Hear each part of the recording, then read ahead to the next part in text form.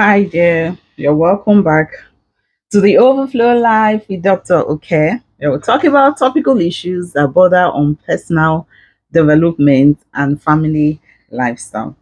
On this YouTube channel, we look at things that can make us live a more fulfilling life. And so I encourage you to subscribe if you have not. And if this is the first time you're coming across a video from this YouTube channel, I encourage you to hang around because I believe you will find value here. And for the returning subscribers, thank you all. We've crossed 300. In fact, we're 375 in the last count. That is a lot. You need. Thank you all. And when you subscribe, it encourages me, and I know that you're connecting, that you're getting value here, and I'm happy to come back to do this. Helping me to achieve my goal. It's been a wonderful experience doing this.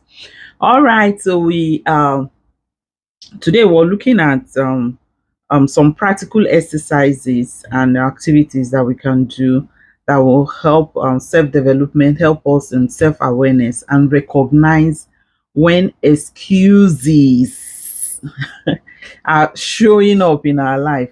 Those are things that we need to cut off. Excuses will hinder us from doing a lot of things. We'll have videos on that. You can go and watch the reason why people give excuses, the impact of excuses on our life. If you've not seen those videos, I will encourage you to go and look at those videos. And like you know, the tradition, the videos are usually short videos so that we can walk through them with ease. So today and now we're looking at some practical exercises and activities for developing self-awareness and recognizing excuses when they show up in our lives. And the first one we're looking at is journaling. Journaling is something that's been coming up and often, all and often. It's something that we need. You can do journal is something very easy for you to do. It doesn't have to be very fantastic. You can have different notes. Trying to get one of my journals here to show you. And it's easy. Any book, any exercise book you can have, and you just write into it daily. You just set aside a time to do it. It's just a time to connect with your thoughts, connect with your feelings, and you just write to reflect the situation, whatever you're going through at that time. So it can help you go back to it. And I found that with journaling that when you write, it stays more with you. You're able to connect with what your feeling is instead of leaving it in your head and it's just floating all around. But when you write, you connect with what you're writing. So if there's any excuse behind what you're doing, it definitely comes out. So you write down whatever pattern or what is occurring in your life. When you go back to it, you get to see that. So journaling is very good. It's very important. Another thing is mindful meditation. Someone might ask, what is mindful meditation? Mindful meditation is just you living in the moment of time. You're just quiet to yourself and just thinking through your life at that time, at the moment, what you're doing. So if you cultivate a time of self-awareness, like you're just very conscious of yourself, you're just there and thinking about what you're doing at that time, you connect with yourself and you're able to x-ray your actions to know if there are excuses that are just popping up there, and then you can nip them up at that time. So if you engage in mindful meditation, it will help. This will help you to become very aware of your thought patterns in it and be able to react appropriately to them. Another thing is excuse log. This is very funny in it because excuse log, you're just going to just write out the reason why you're not doing something. Is it not funny? So you just imagine you're writing out the reason, you are documenting the reason why you're not engaging in something. You note the situation and then the reason why you're not doing it. When you have that written out, because things that you write out, it's as if your senses connect with it more than when it's floating in your brain, like we said with journaling. So if you're able to do that, you'll be able to look at it and track the progress. You'll be able to identify when excuses are what is coming up more in your reason for what you're not doing. Another thing you can do is role reversal. Role reversal means you're going to imagine yourself in the place of the person you're giving the excuse to, the reason why you're not going to do what you're supposed to do. If you're in that person's shoes, would you like it? Would you take it? Sometimes you will. When you do that, because I had a situation in the office, and I was telling a guy, um, yeah, something he was supposed to do, and he told me, no, you're going to do it. And I asked him, I said, if you're in my shoes, will you do it? And he was quiet for a moment, like he didn't see it coming, but I just got him there. And I asked him, I said, if you are in my shoes, will you do it? I didn't wait for him to answer because it took him back. He was just thinking about it, what answer to give. And I said, I know you will not do it. So I want you to do it. If you need help, I will help you to do it. So you go and do it. So sometimes it helps when you reverse the role. Role reversal can help you put yourself in the other person's shoes, and you can have a valuable insight into the thought process of that person and know what the person is going through. That's a bit of emotional intelligence that you have that for you to put yourself in the other person's shoes and weigh it to see, is it something that you would be able to accommodate yourself if you want to do. That could help. Another thing you can do, an activity you can engage in that will help you nip, kill excuse from your life, is accountability partner. If you pair up with a trusted friend, it could be a family member, it could be a trusted friend, and you're able to offload on the person, you share your thoughts on things in it. Say, I plan to do this. This is what I'm thinking of doing. I don't know how good this is. Can you um, check this with me? That you're bouncing off your actions and thoughts on someone else. That could help. Where there are challenges or anything, you're able to see through with the person you're giving accounts. And the thing about being accountable is the fact that you're going to report the situation to someone else. You do better because you will not want to be seen as not doing well. So you put effort into it to do better. So that will provide support and encouragement for you to go through without, if there's any challenge or anything, it is recognized. Even that which you don't recognize, the partner that you're accountable to will recognize it, and that can help you erode excuse to a very minimal level in your life. Another thing, challenge your inner critic. So pay attention to your inner critic. In one of the earlier videos, I talked about when you have people, especially people who are Christians, when they say things like, I just didn't have peace about it. I just didn't find my inner self identifying.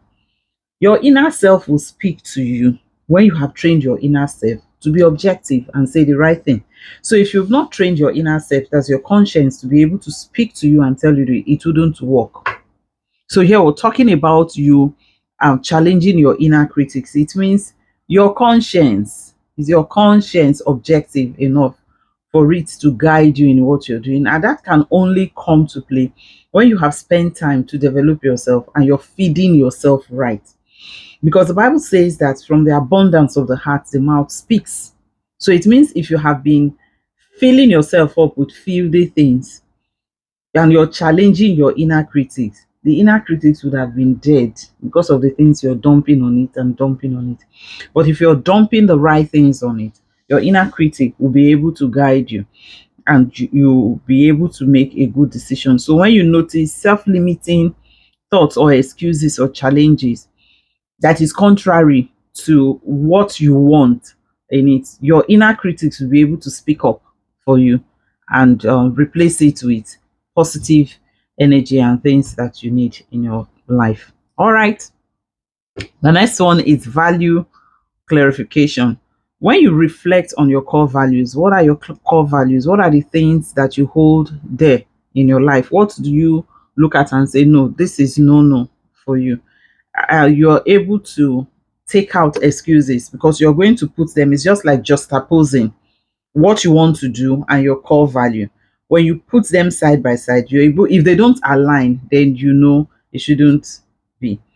And your core values are things that guide your life. You can have you decide that you will not be seen doing certain things. Is no for you. It's not something you want to do. We can have somebody like you're never going to take night bus. You don't want to travel on the road night because you don't want to drive at the time where someone else you're supposed to be awake. The person is awake, is driving, and you're sleeping. You don't want to take that risk. You have people that have that. For instance, in my husband, for instance, he doesn't like. He said, wherever you are at 6 p.m. in the evening, you should be heading home. So at 6 p.m., you should not be seen going further away from home. You should be going. That's the core value in my family. So that is a guiding thing. So you can't have an excuse that supports you being away from home and you're heading away from home at that time.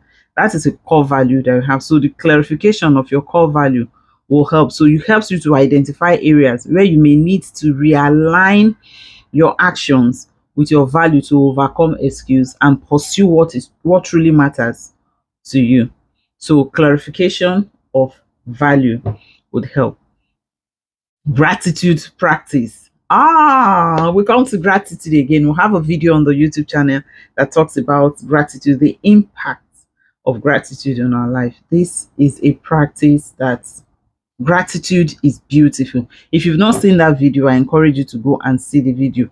If you cultivate gratitude and regularly express appreciation and positive values you pour out to people around you, you will do well in it. And you won't focus on giving excuses why you can't do things, because you're happy. You want to pour out to people, you want to do things for people, and excuse wouldn't be one of them. So if you cultivate the habit of recognizing good things that are happening, you're rejoicing over valuable things that are happening, positive experiences that people are having in their life, definitely there will be a shift in your life. So gratitude can help shift your thoughts, your pattern, your perspective, and help you to approach the challenges of life and things that you're going through, because your mindset as someone who shows gratitude is different. You're just seeing positive things, so you don't have time to focus on the negative things, the reason why you shouldn't do something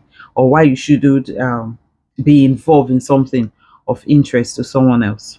All right. And lastly, seek feedback. Ask for feedback from people. Remember, looking at things that can help us put excuses out of our life. So feedback is one of them. If you seek feedback from friends and people around you, be open to criticism. So if someone is telling you didn't do well with this, you use the opportunity to apologize. I'm sorry, I didn't do that. And you move on with that. That can help propel you for growth and self-development. So feedback from others can provide valuable insight and help you to gain clearer understanding on tendencies that are in your life in it. I was speaking to a group of people today, and I was talking to them and telling them that the reason why it is good for you to put out good works, the reason to put out good works, that the putting out good works in it is like sowing seeds in the ground, and you go on to meet them later in life. So you put out good seeds because of the good work you're doing in it. So you're reaching out, you're putting out good seeds, and you meet them, their seeds that you're sowing. So by incorporating these exercises that we have here in your daily routine, it will help you to gain greater self-awareness, and you become you put yourself, you posit your heart in a situation where you're able to recognize excuses. So let's do a quick rundown of the points, the highlights that we have today. The first one is journaling. You have mindful meditation, very important. Excuse log. This is really funny when I look at this. Excuse log. Build an excuse log. Role reversal. You reverse the role. Accountability partner. Get one. Challenge your inner critic. Develop a healthy one, and then challenge your inner critic. value clarification, practice gratitude, and the last one is to seek feedback from the people you have around you. If you're full of excuses and you cannot be trusted, and people, it ruins a lot of things in relationship with people, and integrity becomes a thing of, don't be known as someone that cannot be trusted. I can't even imagine that. It's not a good thing when you're talking about something and you just say no, your name pops up and you're saying no. Is that the person? Of no, no, that's, it's creepy. It's not a good thing. In this family, we don't have such people here. All we try to do is to add little value to our life every now and then, and we're turning out to be people of people who can pull weight and bring change wherever